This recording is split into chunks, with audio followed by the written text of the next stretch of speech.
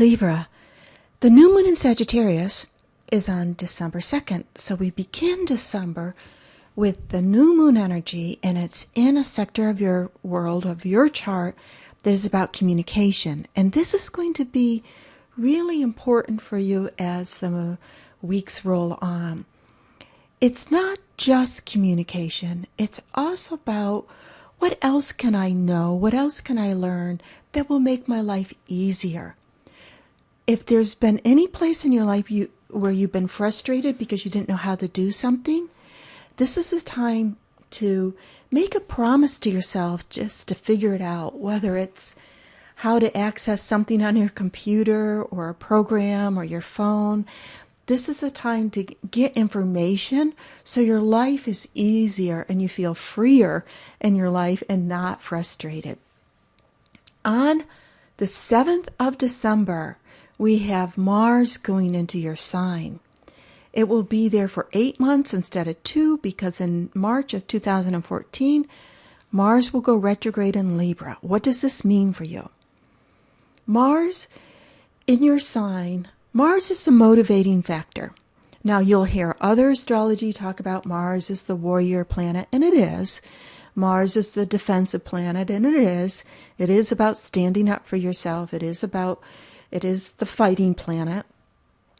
But it's also, the purpose of it is to get things done. And you could be very lucky with this Mars retrograde if you have a need to have more energy, to produce more, to accomplish more, to get more things done. One of the fate of being a Libra is, how much do I compromise for others? How much do I compromise for myself? And Mars in Libra will say, no, this is what I need, and will prod you to stand up, to know first, you definitely know what it is that's most important to you, so you can stand up for that and say, no, these are my boundaries, this is what I'll do, and this is what I won't do. The full moon in Gemini on the 17th is very intense because we have that planet Uranus going direct the same day. And this is the time, the full moon is an illumination time. Uranus, the vibration of Uranus is aha, sudden insight. And for you, it has to do with knowledge. What else do I want to learn? What else do I want to know? What else do I want to communicate? There's communication factor in here. And there's also a bit of what you believe and what you think. That whole concept of, if we believe it, it's so. If we don't believe it, that's so too. So awareness and illumination, very good for spiritual work and spiritual knowledge, reading inspirational books to forward you. It's very good for that. The sun goes into Capricorn, the solstice, on the 21st. And the Capricorn energy is in what's called your solar fourth house. It's the house of home and family.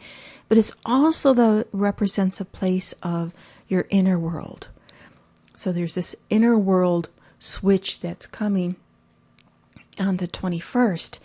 And just like the full moon was a special day because Uranus went direct, it only goes direct once a year, one day out of the 365 days, and went direct on the full moon.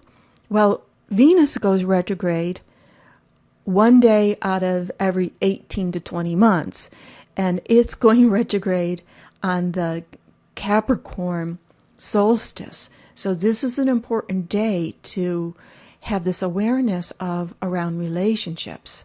And Venus is your ruling planet. This is very important point. So this particular, whenever Venus goes retrograde, it impacts you as a Libra in a more personal way because it is your ruling planet. However, because it's going retrograde in Capricorn, it means that there will be some rethinking. On one level, it could be rethinking about where you live. Do I want to spend, how many years do I want to spend where I'm living? How many decades do I want to spend where I'm living? Just doesn't mean you move, but it does mean rethinking it.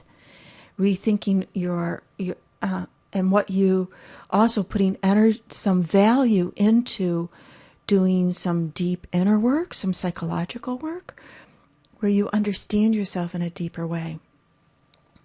If relationships, Venus and Capricorn is relationships that have respect each other. If you feel that you're in a relationship with someone and they don't respect your time, they don't respect you, they don't respect your boundaries, and they don't appreciate you, or vice versa, then those relationships will get a little bit shaky.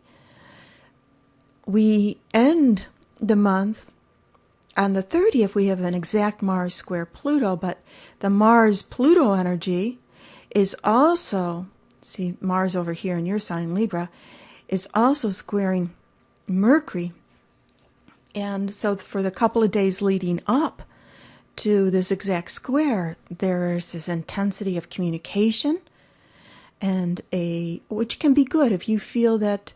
What can be good about it is if you feel that you've been holding yourself back from saying something that's important, then this energy will push you to say, enough, we need a conversation. But it can keep the intention of what you want your words to accomplish in mind.